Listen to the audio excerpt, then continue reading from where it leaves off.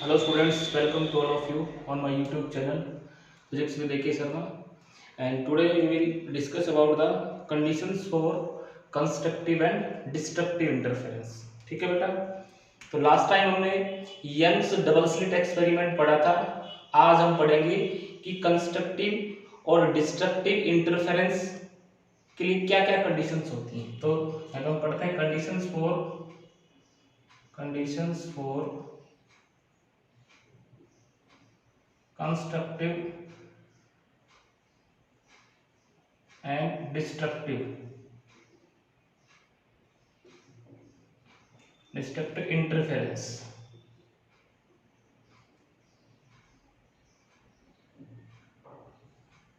Constructive और destructive interference के लिए क्या क्या कंडीशन होनी चाहिए, ठीक है। तो कंस्ट्रक्टिव इंटरफेरेंस कब होता है? जब एक वेव का क्रस्ट पे गिरता है और ट्रफ पे गिरता है, इंटेंसिटी मैक्सिमम हो जाती है और ब्राइटनेस मैक्सिमम होती है। डिस्ट्रक्टिव इंटरफेरेंस कब होता है? जब एक का क्रस्ट दूसरे के ट्रफ पे गिरे और इंटेंसिटी क्या हो जाए, मिनिमम हो जाए। तो उसके लिए कंडीशंस क्या क्या होती हैं, ठीक है। तो यहाँ पे हम मान लेते हैं let y1 is equal to a sine omega t. ये जो फर्स्ट वेव थी, हमारे फर्स्ट कोरेंट सोर्स से जो वेव निकली थी, उसके लिए इक्वेशन ये है। And y2 is equal to b sine omega t plus five क्या है यहाँ पे? कांस्टेंट फेज डिफरेंस है। और a और b क्या है? Amplitude of the wave, where a and b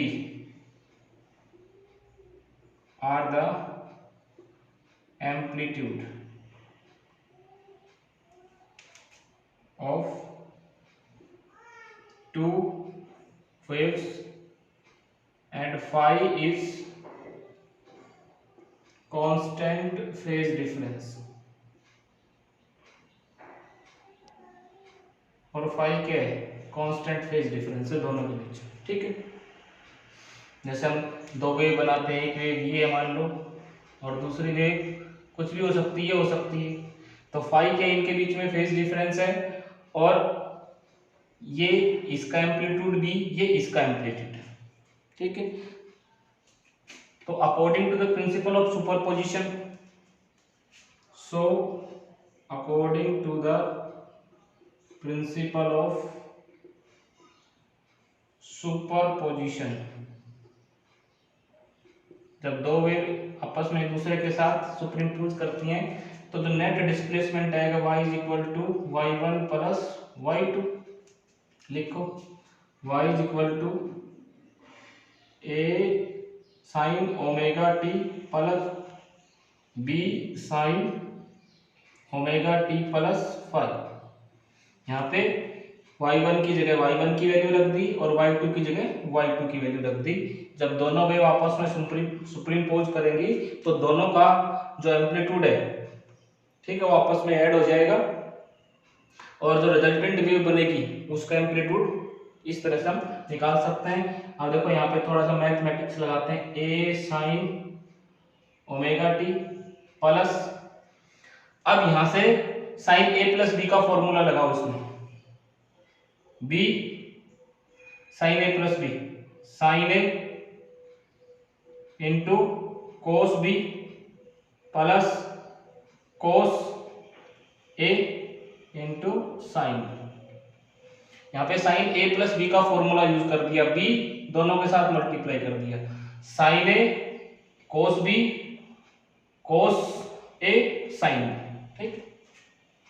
अब ये हमारे पास एक इक्वेशन आ गई, इसमें से क्या चीज कॉमन आ सकता है? तो इसमें क्या है? a साइन ओमेगा टी, इसमें भी क्या है? साइन ओमेगा टी है, दोनों में से साइन ओमेगा टी कॉमन आ जाएगा। तो बेटा आप ये लोग नोट कर सकते हो यहाँ तक, ठीक है, आप ये लोग नोट कर लो और उससे आगे देखो।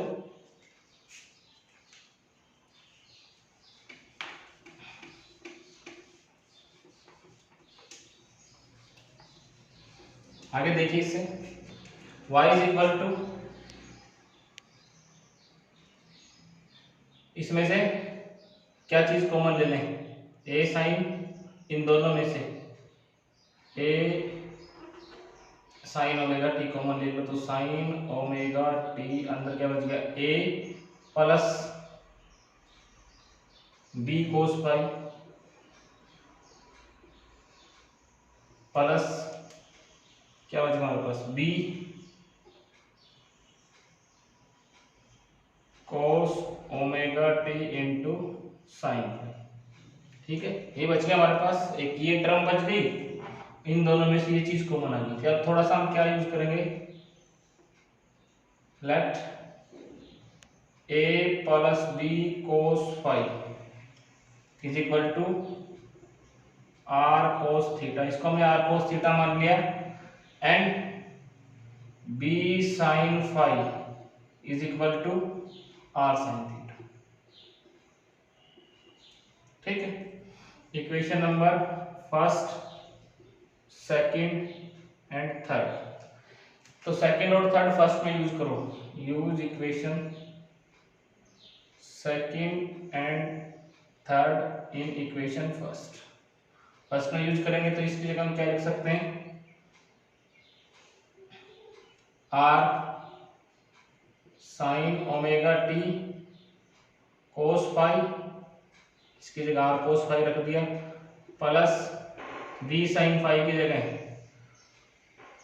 कोस omega T into r sine theta is equal to y, और वाई हमारे पास कितना आ गया, आर कॉमन ले लो, आर कॉमन लेंगे तो हमारे पास क्या आ जाएगा, this is sine omega t cos phi plus cos omega T into sign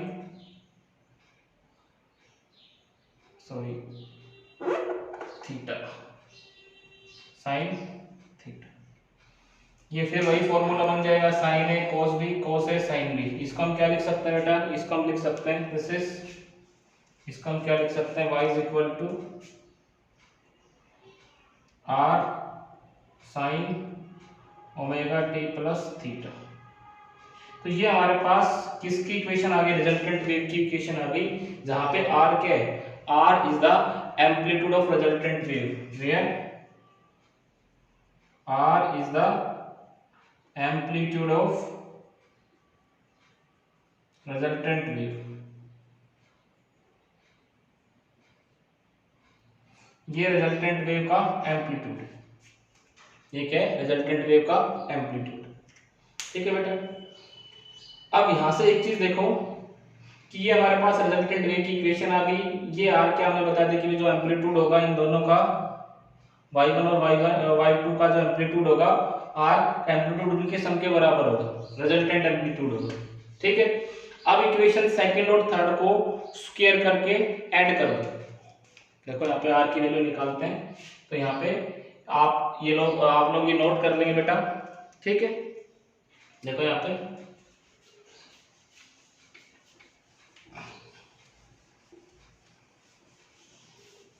मैं यहाँ पे लिख रहा हूं स्क्वेयरिंग एंड एडिंग, पहले स्क्वेयर करेंगे, squaring and adding equation second and third. Second और थर्ड को स्क्वायर करके ऐड कर दो, तो इसको ऐड करेंगे तो R cos square, R square cos square theta plus R square sine square theta, इन दोनों का स्क्वायर ऐड कर दिया, is equal to A plus B cos phi, इसका whole square plus sine phi, इसका होल स्क्वायर, स्क्वायर किया और दोनों को ऐड कर दिया। स्क्वायर करके क्या कर दिया बेटा हमने, स्क्वायर करके दोनों को ऐड कर दिया। ठीक है, अब देखो यहां से इन दोनों में से आर स्क्वायर कॉमन आ गया, cos square theta plus sine square theta, यहाँ पे देखो इसको ओपन कर लो, तो A square plus B square cos square theta plus 2 A B cos phi था तो फाइव लिखो बेटे, फाइव। ठीक है, इसका स्क्वायर हमने खोल दिया, साथ में b square sine square five. ठीक है, अब ये किसके बराबर होता है? आपने ट्रिग्नोमेट्री में पढ़ा होगा कि cos square theta plus sine square theta is equal to 1। तो ये r square into 1 is equal to, इसमें से क्या चीज को माना जाएगा? देखो इसमें से दोनों में से b स्क्वायर को माना जाएगा, a square plus b square common cos square theta 5 plus sine square 5। ठीक है, प्लस 2ab cos 5। ठीक है, अब यहां से देखो ये किसके बराबर हो जाएगा? 1 के बराबर हो जाएगा। तो r कितना आ गया? r square is equal to a square plus b square plus 2ab cos 5।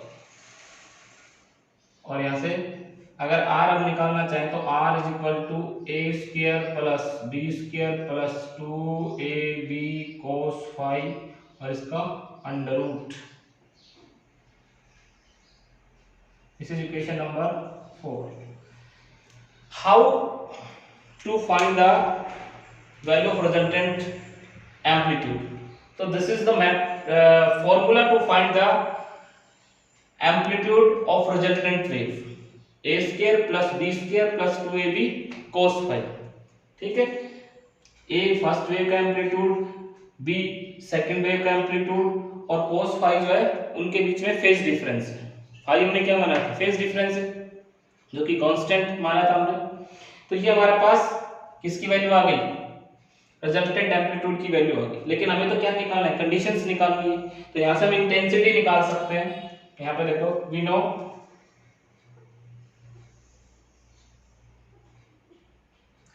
Intensity is directly proportional to square of amplitude, amplitude और उसका होल स्क्वायर। ठीक है, तो हम यहाँ पे क्या लिख सकते हैं? यहाँ पे ये लिख सकते हैं कि जो I1 directly proportional to a square, I1 directly proportional to a square और I2 directly proportional to b square. Y1 first wave की इंटेंसिटी, I2 सेकेंड वेव की इंटेंसिटी, a और b क्या है? एम्पलीट्यूड है। तो इसको हम क्या लिख सकते हैं? I1 is equal to k a square और I2 is equal to k b square, where k is constant, where k is constant, k constant होता है।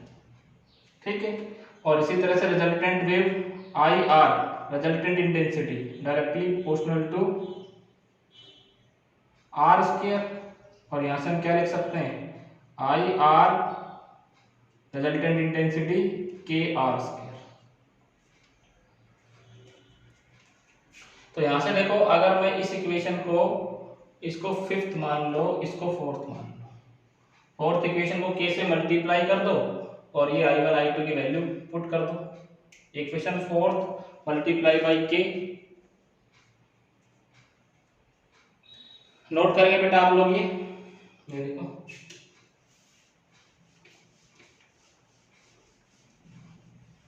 Equation 4 is multiply by k।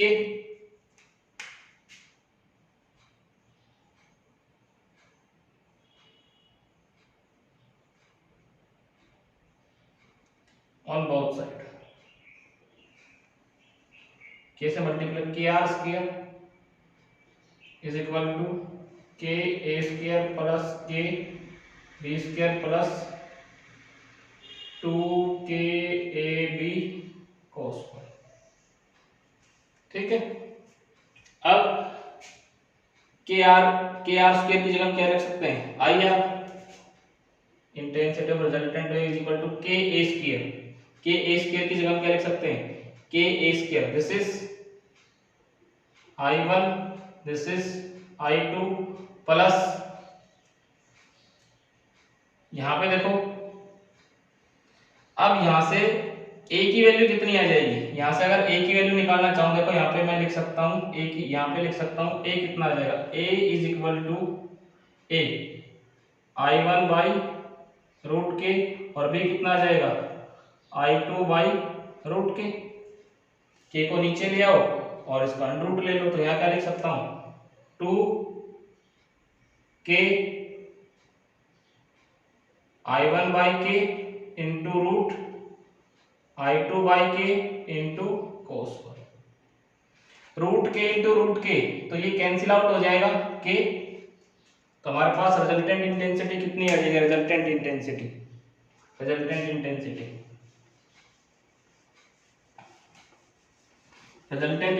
बेटा हमारे पास आ जाएगी, this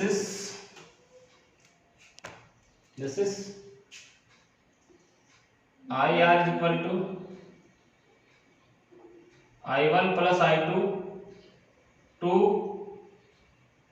root I1 I2 cos, ठीक है, root I1 root I2 into cos y, this is the resultant intensity, ठीक है, resultant intensity.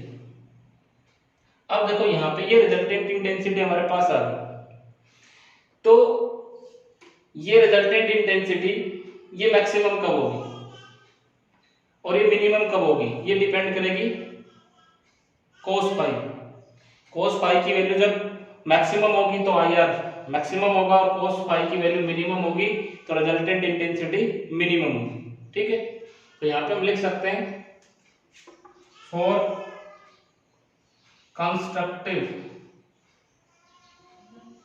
Interference, constructive interference के लिए आई आर मैक्सिमम, ठीक है, आई आर मैक्सिमम को होगा when cos phi is equal to 1, maximum value, cos phi की maximum value होती है, तो यहाँ पे देखो आई आर मैक्सिमम कितना आ जाएगा, I1 प्लस I2 प्लस 2, देखो बेटा एक मिनट, देखो बेटा यहाँ पे 2 रूट I1 I2, या फिर इसको पूरा एक ही रूट में लिख लेते हैं, रूट I1 I2 और यहाँ cos phi की वैल्यू 1, I मैक्सिमम, ठीक है। अब यहाँ पे देखो cos phi कब मैक्सिमम होगा, ठीक है, तो cos phi मैक्सिमम कब होता है, cos phi is maximum when phi is equal to 0, 2 pi, 4 pi, 6 pi, so ठीक है, यानी कि phi इज इक्वल टू कितना, phi is equal to 2n pi, 2n pi where n is integer, n is an integer, n के यहाँ पे integer है, 0 1 2 3 कुछ भी वैल्यू हो सकती है, 1 0 रखेंगे तो 0 आ जाएगी, 1 रखेंगे तो 2 पाई, 2 रखेंगे तो 4 पाई, 3 रखेंगे तो 6 पाई, तो इन सभी पे cos पाई की वैल्यू 1 होती है। ये जब फेज डिफरेंस होगा तो सब जगह cos पाई की वैल्यू 1 आएगी, मतलब इन फेज डिफरेंस पे हमें क्या मिलेगा, इंटेंसिटी मैक्सिमम मिलेगी, और वहां पे एक कंस्ट्रक्टिव इंटरफेरेंस होगा, ठीक है। यहाँ लिख लेते कंडीशंस फॉर कंस्ट्रक्टिव इंटरफेरेंस, ठीक है। तो यहाँ पे देखो फाई कितना आ गया, so path difference x is equal to होता है लैम्डा अपॉन 2 पाई इंटू 5, तो पाथ डिफरेंस कितना होना चाहिए उसके लिए, तो पाथ डिफरेंस निकालने का फॉर्मूला होता है लैम्डा अपॉन 2 पाई इंटू 5, ठीक है। यहाँ पे हम निकाल सकते हैं x इज इक्वल टू कितना आ गया, लैम्डा अपॉन 2 पाई और फाई कितना 2n पाई, 2 पाई से 2 पाई, x कितना आ गया, x आ गया हमारे पास n लैम्डा, यानी कि पाथ डिफरेंस जब n लैम्डा के बराबर होगा तो उस केस में हमें एक ब्राइट बैंड मिलेगा, तो यहाँ पे हम लिख सकते हैं for constructive interference,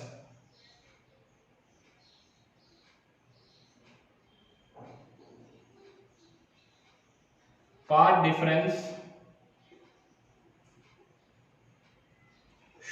B n integral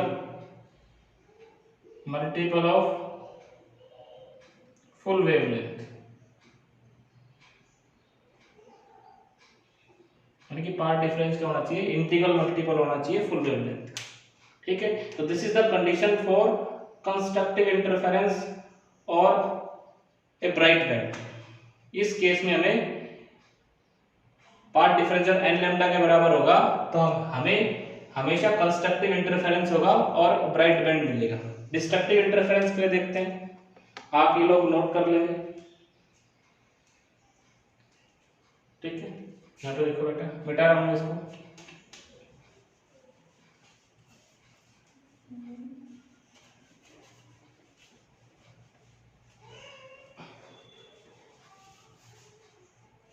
और डिस्ट्रक्टिव इंटरफेरेंस,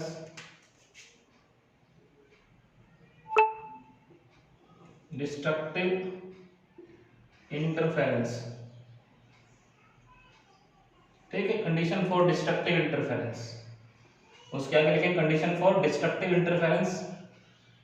तो यहाँ पे देखो बेटा, कोस फाई क्या, cos phi minimum, cos phi is equal to minimum.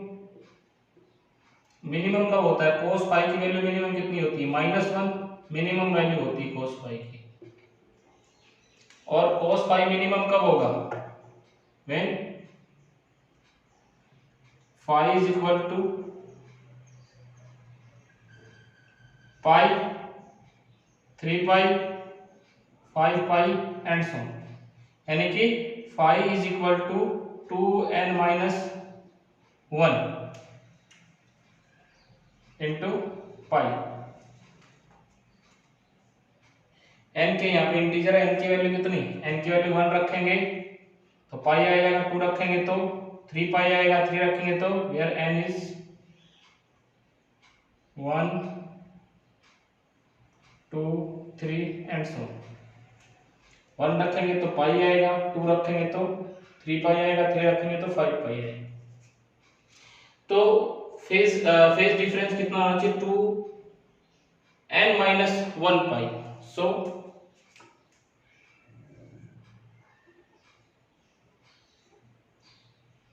Path difference x is equal to lambda upon 2 pi into phi, ये फॉर्मूला होता है पार्ट डिफरेंस निकालने का। तो इसके लिए पार्ट डिफरेंस कितना, x is equal to lambda, lambda कितना, सॉरी लैम्डा अपॉन 2 पाई और फाई की वैल्यू 2n-1 इंटू पाई, तो पाई से पाई कैंसिल, x कितना आ गया 2n-1 lambda by 2।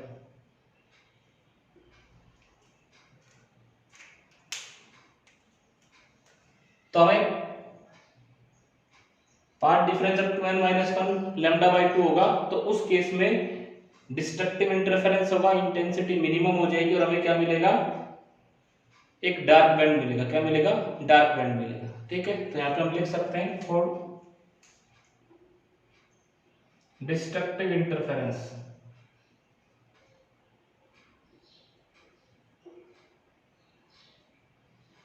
The path difference between two waves should an odd integral multiple of half wavelength।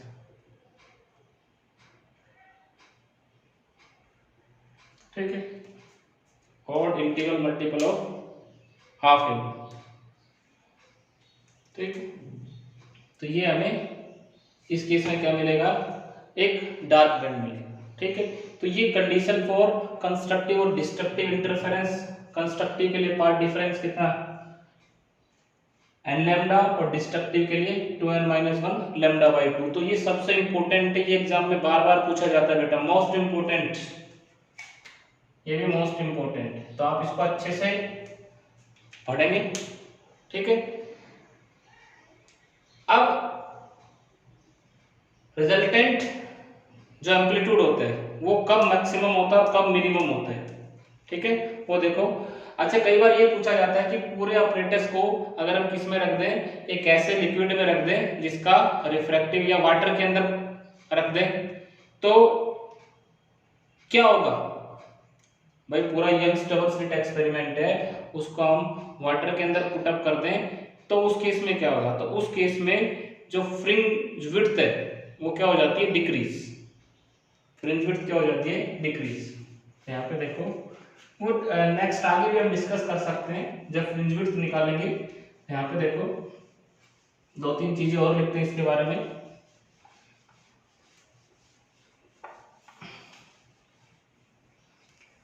Note note करके लिख देंगे हम, नोट। इंटेंसिटी जो होती है I1 upon I2 is equal to W1 upon W2 is equal to A square upon B square. ये एक relation होता है। W1 W2 क्या है, width, where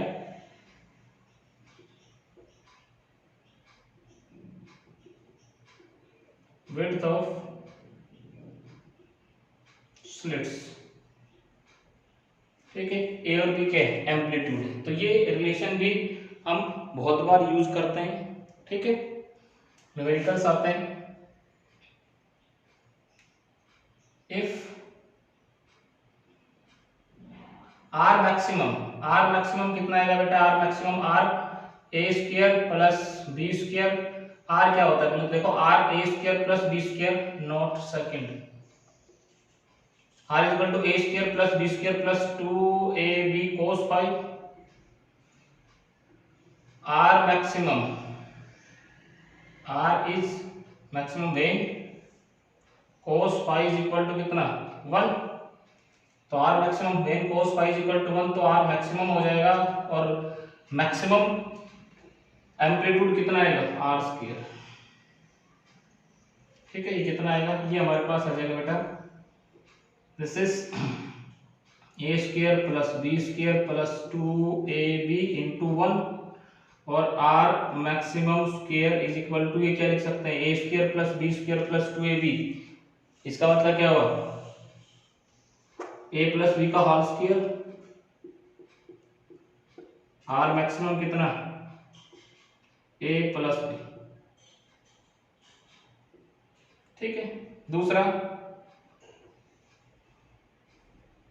are is minimum, minimum कब होगा, when cos phi is equal to -1। में cos phi की मिनिमम वैल्यू कितनी होती है, -1।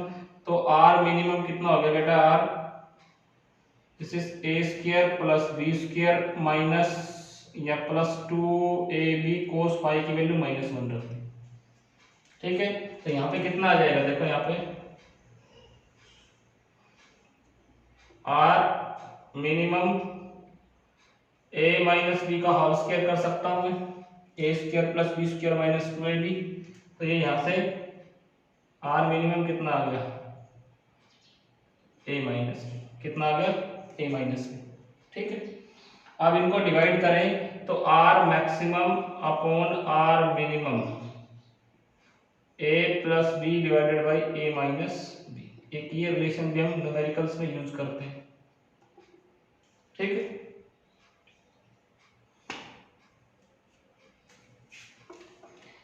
देखो तीसरा, when a is equal to b, जब दोनों का एम्पलीट्यूड बराबर हो, ए और बी के एम्पलीट्यूड ऑफ द वेव्स है, जब दोनों वेव्स का एम्पलीट्यूड क्या हो, बराबर, तो आर मैक्सिमम कितना आएगा, R maximum a plus a is equal to 2a और R minimum A minus a is equal to 0। 0 का मतलब ब्राइटनेस क्या हो गई, 0 हो गई यहाँ पे, बिल्कुल डार्क, और ये इसकी ब्राइटनेस डबल हो जाएगी। तो so there is a great contrast between dark and bright fringe when a is equal to b। जब ए और बी दोनों का एम्पलीट्यूड बराबर होगा तो डार्क बैंड है वो बिल्कुल डार्क हमें दिखाई देगा और ब्राइट है वो एकदम से ज्यादा ब्राइट दिखाई देगा। ठीक है, तो हम अच्छे से डिफरेंशिएट कर सकते हैं। अब इसके हम कुछ न्यूमेरिकल्स देखते हैं, इन्हीं फॉर्मूलों के ऊपर बेस्ड हम कुछ न्यूमेरिकल्स रीड करेंगे।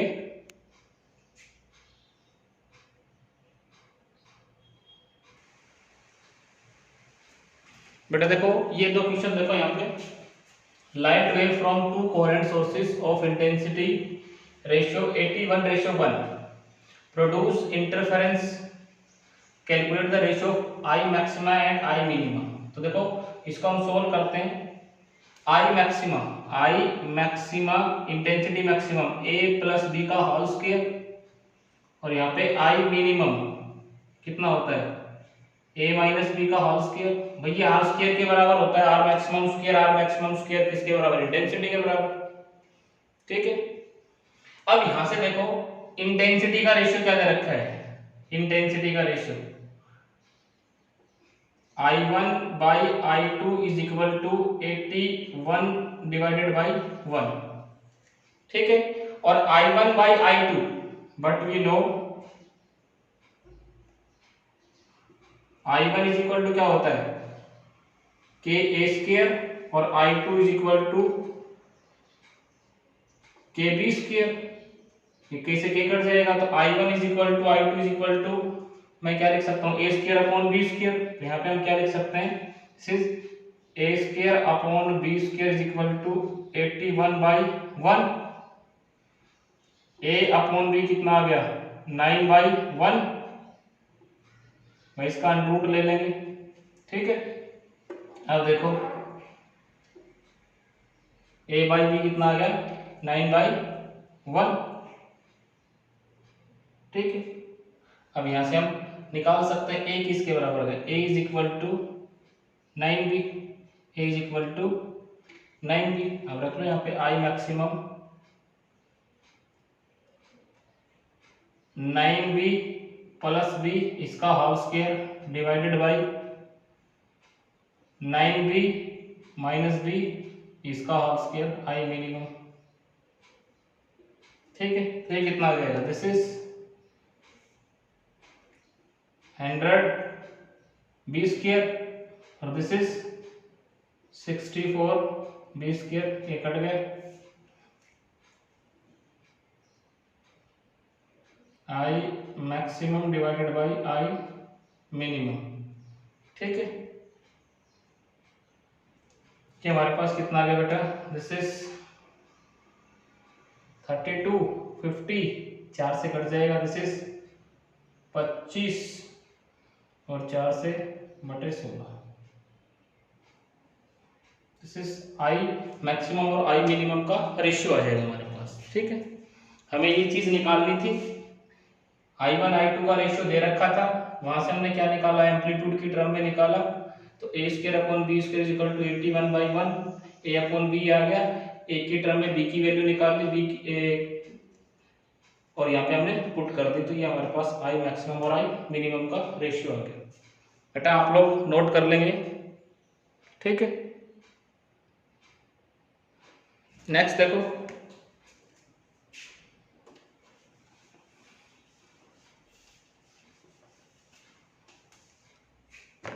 if two slits in Young's double slit experiment have width ratio 4:1, मतलब हमें width का रेशियो दे रखा है W1/W2 कितना दे रखा है 4/1। ठीक है, I मैक्सिमम और I मिनिमम का रेशियो निकालना है, तो I maximum a plus B का होल स्क्वायर और I minimum a minus B का होल स्क्वायर। अब ये मैंने बताया था कि W1/W2 किसके बराबर होता है, ये एक रिलेशन हमने लिखा था, W1/W2 is equal to I1/I2 is equal to a square upon b square. तो इसको क्या लिख सकता हूँ, a square upon b square is equal to 4/1, a upon b कितना आ गया 2/1 और a is equal to 2b। Use करो इसमें 100 आई मैक्सिमम कितना आ गया 2b प्लस बी इसका होल स्क्वायर और 2b माइनस बी इसका whole square, this is I maximum I minimum. ठीक है, तो कितना आ जाएगा बेटा ये, this is 9b square, this is b square, cut गया, आई मैक्सिमम आई मिनिमम 9/1, तो ये हमारे पास रेशियो आ गया। ठीक है बेटा, तो बिल्कुल आसान सा न्यूमेरिकल था, आप लोग इसको और न्यूमेरिकल सोल्व करके देखेंगे। आज के लेक्चर में बेटा इतना ही, थैंक यू।